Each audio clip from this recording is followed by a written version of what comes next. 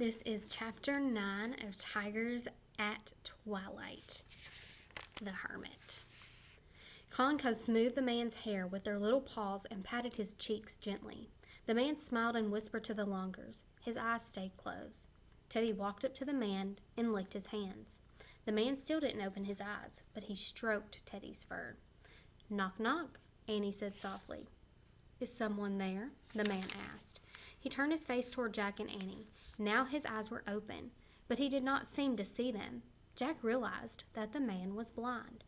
"Hi, I'm Annie," said Annie. "And I'm Jack," said Jack. The blind man smiled. "Good," he said, nodding. "Would you like to visit with me?" "Sure," said Annie.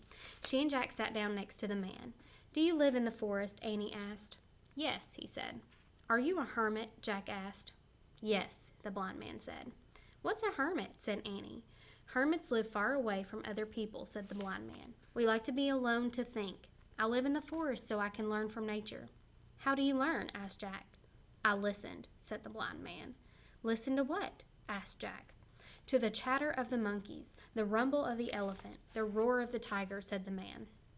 "I have listened for so long, they have all begun to sound like one voice, the one great voice of the forest."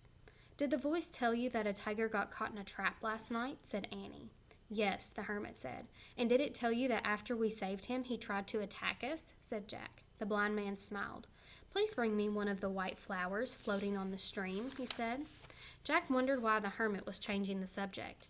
But Annie jumped up and hurried to the stream. She pulled at one of the large flowers. It came up, muddy root and all. She took it to the blind man. "Thank you," he said. The man touched the flower's large white petals and its sturdy roots.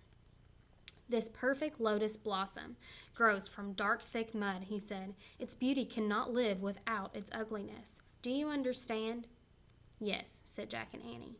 "When you saved the tiger, you saved all of him," said the blind man. "You saved his graceful beauty and his fierce, savage nature. You cannot have one without the other." "Oh, right," said Jack. "Take this lotus as a thank you gift from all the forest for saving our fierce friend," said the blind man. "Our world would not be complete without him." Annie took the gift from the hermit. "A gift from a forest far away," she said. "Arf, arf!" Teddy wagged his tail. The Longers clapped. "We can go home now," said Jack, "if we can just find the way." "Do not worry," said the blind man. "Your house in the trees is close by. The elephants walked in a large circle, so you are back at the place where you started." "Really?" said Jack. The blind man pointed to the sky. There was the magic tree house high in a nearby tree. "Oh, great," breathed Jack. "I told you not to worry," said Annie. She and Jack pulled on their socks and shoes and stood up. Before they left, Annie touched the hand of the blind man. "Thanks for everything," she said. The man held her hand for a moment. Then he took Jack's hand. Jack felt a wave of calm wash over him.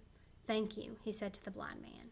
Con chattered and held out their long arms. Jack and Annie hugged the two Longers.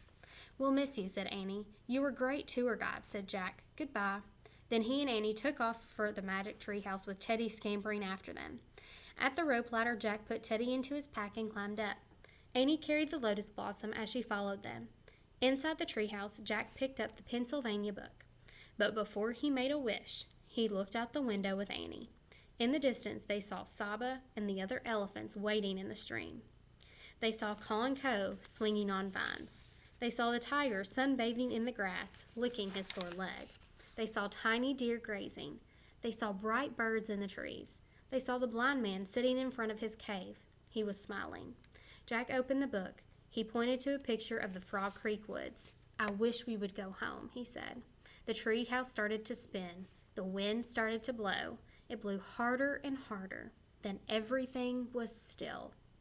Absolutely still.